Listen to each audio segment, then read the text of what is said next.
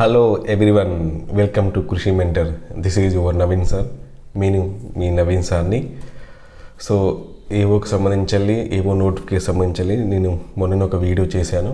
So notification సంబంధించి మొత్తం PDF మొత్తం రిలీజ్ చేయడం జరిగింది. సో దానికి సంబంధించి వివరాలు ఇవ్వడం జరుగుతుంది. ఎందుకంటే చాలామంది నాకు కామెంట్ సెక్షన్లో సార్ నేను ఎలిజిబిలిటీనా, ఫైనల్ ఎలిజిబిలిటీయా కాదా, లేకపోతే మరి ఐసర్ యూనివర్సిటీ కాకపోతే ఎలిజిబిలిటీనా కాదా, యూజీసీ ఎలిజిబిలిటీనా కాదా అని సో చాలామంది చాలా రకాల క్వశ్చన్లు అడుగుతున్నారు. వాటికన్నిటికీ నేను సమాధానం ఇస్తూ ఈ వీడియో చేయడం జరుగుతుంది. సో కంటిన్యూస్గా స్కిప్ కాకుండా చూడండి, మీ డౌట్స్ అన్నీ క్లారిఫై అవుతాయి. Don't skip the video still the end. Okay, clear. So notification ఇచ్చింది. నోటిఫికేషన్ అనేది సో మనకి ఎప్పుడు పడ్డదండి? సో 28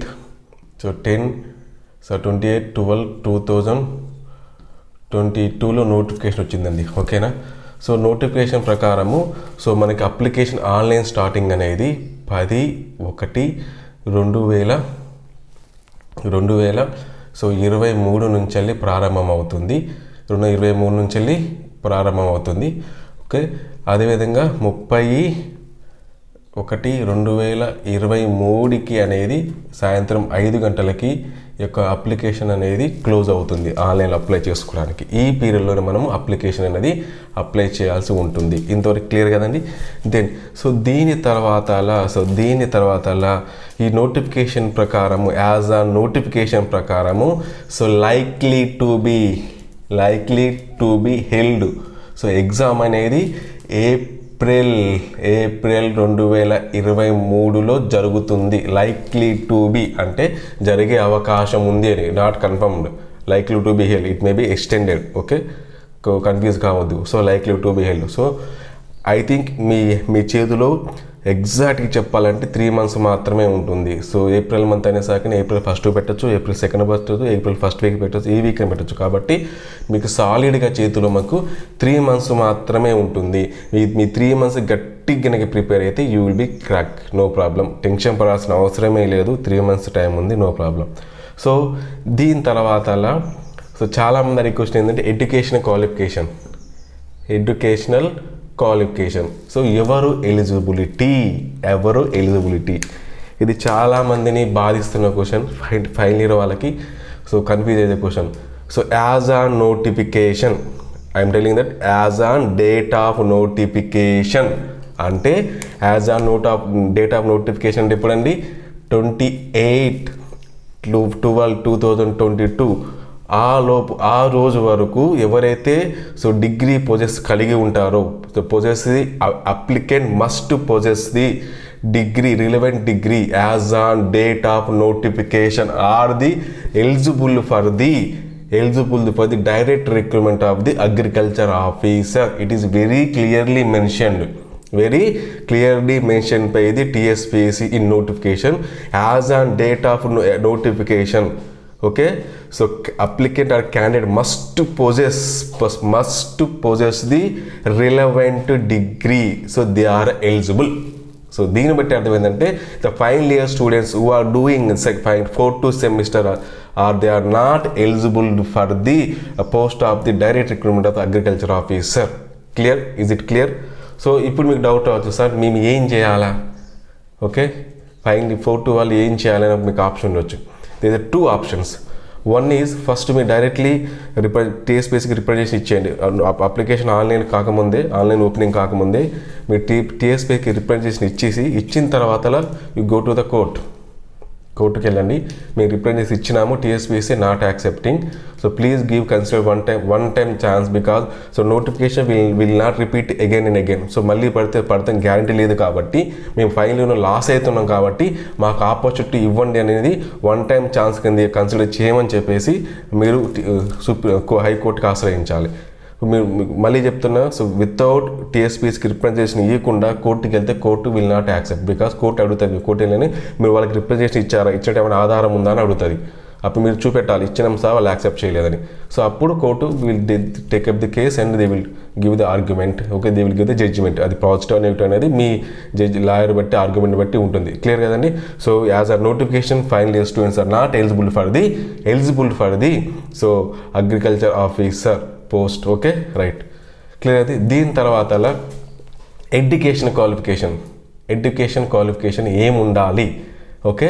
సో ఏముండాలనేది నేను పక్కన స్క్రీన్ మీద పెడతానండి. పక్కన మీకు స్క్రీన్ మీద నీకు కనిపిస్తుంది, నేను స్క్రీన్ షాట్ పెడతాను, చదువుకోండి.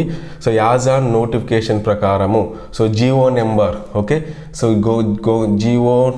GOMS government, okay, government order memorandum ప్రకారము నెంబర్ 37, ఓకే, 38 10/31/2022 అంటే సో అక్టోబర్లోనే అక్టోబర్ 31 ఒక జియో పట్టుకొచ్చింది government of Telangana, government of agriculture department of cooperation వాళ్ళు. ఆ జియో ప్రకారము సో ఎవరు ఎలిజిబిలిటీ అనేది మీకు క్లియర్గా నోటిఫికేషన్లో మెన్షన్ చేయడం జరిగింది.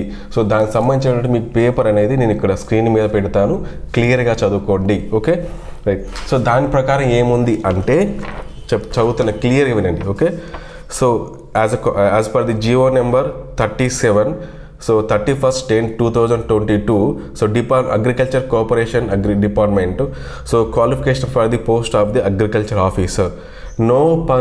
No person shall be eligible for appointment to the post of agriculture officer by direct recruitment unless he possesses a degree of Bachelor of Science in Agriculture or BSc Honor Agriculture of a recognized, so note down this point, recognized university accredited by Indian council of agriculture research, ICAR. ఇది ఒకటి.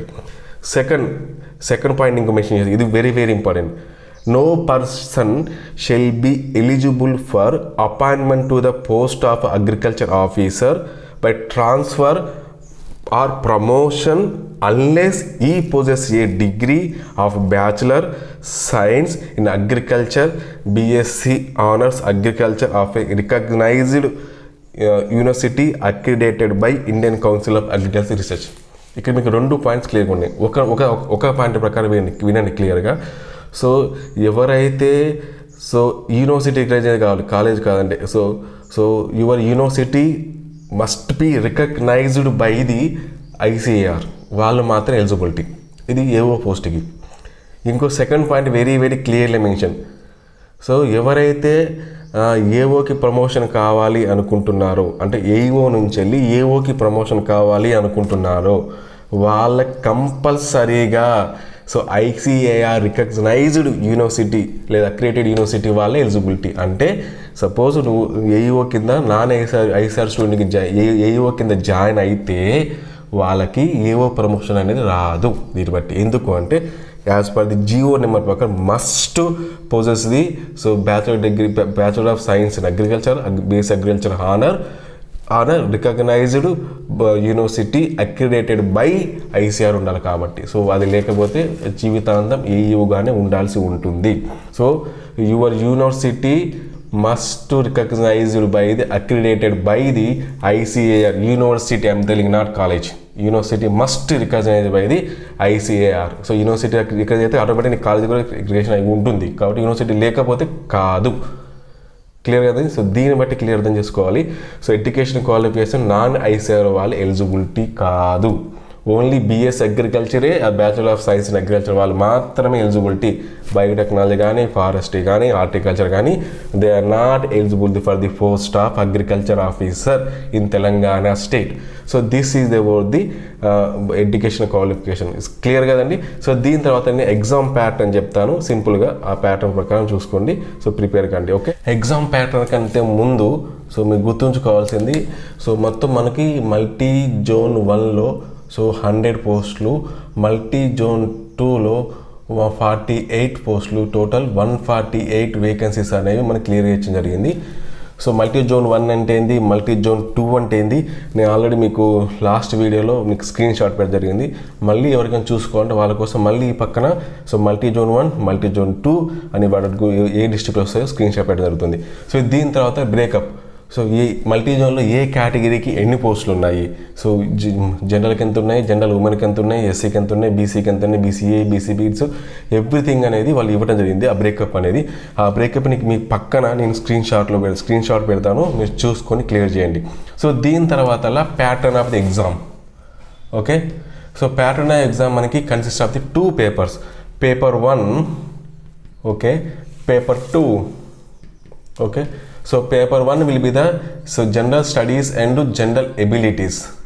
Paper 1 is the general studies and general abilities. Paper 2 is the agricultural optional paper, degree level agricultural optional paper, degree level. Clear? So అదే విధంగా general studies paper consist of the 150 questions ఉంటాయండి. 150 questions ఉంటాయి. 150 క్వశ్చన్కి each క్వశ్చన్కి మీకు 150 minutes ఇవ్వడం జరుగుతుంది. మొత్తం 150 మినిట్స్ ఇవ్వడం జరుగుతుంది. సో 150 మినిట్స్ ఇవ్వడం జరుగుతుంది. సో ఎన్ని మార్క్స్ అండి? 150 మార్క్స్. 150 మార్క్స్ అంటే ఈచ్ క్వశ్చన్కి 1 mark.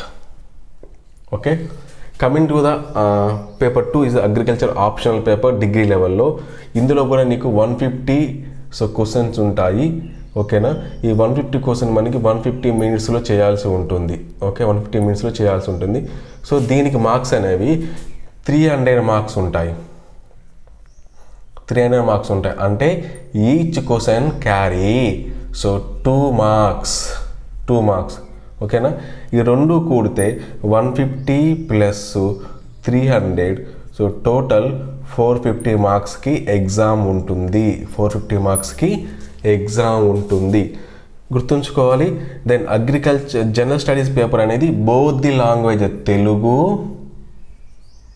And English, both the లాంగ్వేజ్లో ఉంటుంది. తెలుగులో ఉంటుంది, ఇంగ్లీష్లో ఉంటుంది. Then optional paper English medium, English వర్షన్లోనే ఉంటుంది. Is remember, very very important. So this clear కదండి. జనరల్ స్టడీస్కి పేపర్ బోత్ ది లాంగ్వేజ్లో ఉంటుంది, తెలుగు ఇంగ్లీష్లో ఉంటుంది. జిఎస్ అనేది ఇంగ్లీష్ మీడియం మాత్రమే ఉంటుంది. There is no negative marks. Negative marks పెట్టిన మార్క్స్ అనేవి తగ్గించే అవకాశం ఏమీ లేదు. సో కాబట్టి ఏది పెట్టొచ్చు రెడ్ అవుతుంది. So exam will be maybe computer based అయినా కావచ్చు, లేదా ఆఫ్లైన్ అయినా కావచ్చు. నేను ఆల్రెడీ చెప్పిన కంప్యూటర్ బేస్డ్ ఉండాలంటే లెస్ దెన్ 35,000 లోపు కనుక క్యాండిడేట్కి అప్లై చేస్తే మనకి కంప్యూటర్ బేస్ ఎగ్జామ్ ఉంటుంది. ఒకవేళ మోర్ దెన్ 35,000 అంటే మనకి ఆఫ్లైన్ ఓఎంఆర్ షీట్ ఎగ్జామ్ అనేది ఉంటుంది. So this is the about the ఏఓకే ప్యాటర్న్ సంబంధించిన ఇన్ఫర్మేషన్. గుర్తుంచుకోవాలి, సిలబస్ అనేది 2015లో టీఎస్పీ పెట్టిన ఏఓ సిలబస్ ఏముందో same syllabus, there is no change in the syllabus of the AO as previously given. Okay, as per the same syllabus. So దీన్ని బట్టి అర్థమైంది, ఏఈఓ కూడా there is no change in the సిలబస్లో change కాదు, అదే ఉంటుంది. Clear కదండి. So this is about the recording the agriculture officer. So don't worry, don't fear, don't take tension. ఓకేనా, సో మంచిగా ప్రిపేర్ కాండి, టెన్షన్ పడాల్సిన అవసరం ఏమీ లేదు. 3 months టైం ఉంది, సఫిషియెంట్ ఉంది. ఇఫ్ మనకి అదృష్టం కలిసి వస్తే ఏప్రిల్ మంత్లో జరగవచ్చు. ఎందుకంటే ఏప్రిల్లో మన 10th ఎగ్జామ్స్ ఉంటాయి. సో వేరే ఎగ్జామ్స్ ఉంటాయి కాబట్టి మేబీ పోస్ట్ పోయిన అవకాశం ఉంది. Maybe, not confirm, maybe. ఒకవేళ పోస్ట్ పడితే 1 month పెరిగే అవకాశం ఉంది. సో 3 months అయితే సాలిడ్ మీకు దొరుకుతుంది. కాబట్టి గట్టిగా ప్రిపేర్ కాండి, డోంట్ వరీ. సో జనరల్ స్టడీస్కి మంచి చదువుకోండి, అగ్రికల్చర్ ఆప్షన్ చదువుకోండి. సో చాలామంది కన్ఫ్యూజ్ కావద్దు, అగ్రికల్చర్ పేపర్ బాగా చదివి జిఎస్ వదిలేస్తా అంటే కుదరదండి. ఎందుకంటే ఇంటర్వ్యూ లేదండి, ఇంటర్వ్యూ అనేది లేదు. కాబట్టి ప్రతి మార్కు ఇంపార్టెంటే. 1 మార్క్ అయినా 2 మార్కులు అయినా ప్రతి మార్కు ఇంపార్టెంటే. కాబట్టి జిఎస్ చదవకుండా జనరల్ 2 మార్కులు ఉన్నాయి కాబట్టి సబ్జెక్ట్ పేపర్ బాగా లాగిద్దాం అనుకోవద్దు. అగ్రికల్చర్ పేపర్ అందరూ చదువుతారు. ఎందుకంటే నువ్వు already agriculture student, agriculture graduate. So you can read very well agriculture subject. Okay, కాబట్టి నువ్వు కాన్ఫిడెంట్ వచ్చు. మరి జిఎస్ ఎక్కడ, అది కూడా డిసైడ్ చేస్తుంది కదా. అందరు అగ్రికల్చర్ చదువుకుంటే అందరు అగ్రికల్చర్ ఎక్కువ వస్తుంది, జిఎస్ ఎవరైతే ఎక్కువ వస్తే వాడికి స్కోర్ అవుతుంది. సో కాబట్టి బోత్ ఆర్ ఇంపార్టెంట్. ఇది తక్కువ అది ఎక్కువ అనే కాదు. Both GS paper as well as the optional paper, both are important for the AO agriculture officer. Because of the there is no interview for the AO. So కాబట్టి ఇది మైండ్లో పెట్టుకొని చదవండి. ఓకేనా అండి. సో మళ్ళీ చెప్తున్నాను, ఏఈఓ బుక్స్ తెలుగు అనేది అమెజాన్లో ఆల్రెడీ సేల్ అవుతుంది. ఆల్మోస్ట్ ఎండింగ్కి వచ్చేసింది. ఎవరైనా బుక్స్ కావాలంటే డిస్క్రిప్షన్లో లింక్ ఇస్తాను, ఆ లింక్ ప్రకారం బుక్ పర్చేజ్ చేసుకోండి, చదవండి. AO also I'm very shortly coming. Then January 3rd or 4th I'm launching my mobile app for the AO agriculture officer ఎగ్జామ్కి. సో 100% ఉపయోగపడే విధంగానే సో ఎక్స్పర్ట్స్ ప్రకారం so most knowledged and most knowledge percent in the agriculture field వాళ్ళతో నేను క్లాసులు చెప్పిస్తున్నాను. మంచి మీ class విని మంచి చేసుకోవచ్చు. This best opportunity.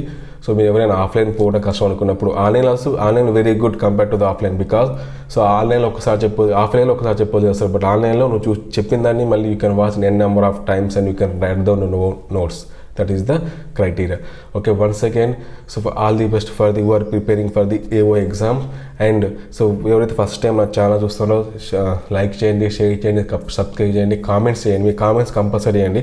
ఎవరైతే బుక్ పర్చేజ్ చేస్తున్నారో ప్లీజ్ కామెంట్ అంటే అమెజాన్ మీద కామెంట్స్ పెట్టండి, లేకపోతే యూట్యూబ్లో కామెంట్స్ పెట్టండి. బుక్స్ గురించి రివ్యూస్ ఇవ్వండి. ఏమైనా చేంజెస్ ఉంటే I can change my self and my book also improve. Because so నేను బుక్ రాసేది ఫర్ ది నా కోసం కాదండి. ఎవరైతే ప్రిపేర్ అవుతున్నారో, ఎవరైతే చాలామందికి సరైనటువంటి మెటీరియల్ దొరకట్లేదో వాళ్ళ దృష్టిలో ఉంచుకొని వాళ్ళకి మెటీరియల్ అందించాలనే ఉద్దేశంతోనే ఈ బుక్ రాయడం జరుగుతుందండి. సో దాన్ని మీ దృష్టిలో ఉంచుకొని మీ కామెంట్స్ అనేవి బుక్ సంబంధించి అమెజాన్లో పెట్టండి. అదేవిధంగా యూట్యూబ్లో కూడా మన యొక్క సైట్లో పెట్టండి. Okay, thank you.